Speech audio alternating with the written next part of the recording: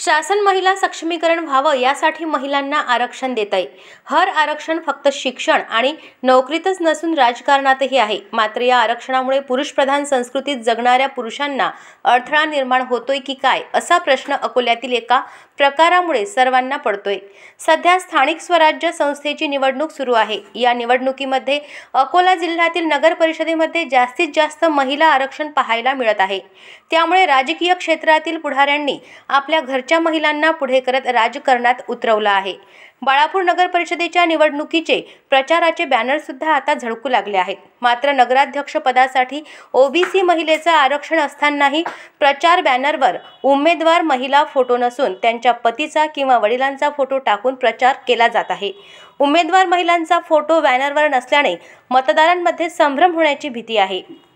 दुसरीकडे कोणतीही महिला उमेदवार निवडून आल्यावर नेमकं कामकाज कोण करेल, असाही प्रश्न यावेळी उपस्थित होत आहे। अजिंक्य भारत न्यूज प्रतिनिधी मुकेश ढोके, अकोला जिल्हा। नाही, हे तर आरक्षणानुसार प्रत्येकाने आपापले फोटो लावायला पाहिजे, कारण मतदारांना हे समजते की कोण उभा आहे कोण नाही।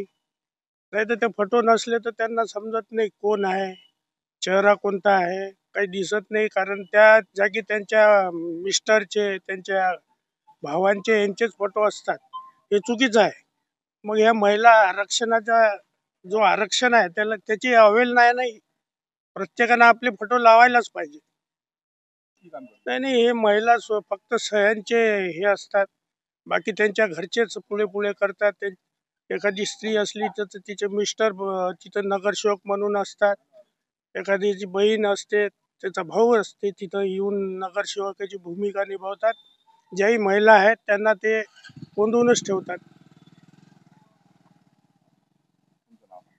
मी रमेश लोहकरे, जन हक्क संरक्षण संघाचा सदस्य आहे आणि सामाजिक कार्य करत असतो मी बाळापूर शहरामध्ये।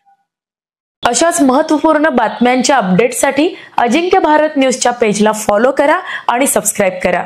Thank you for watching.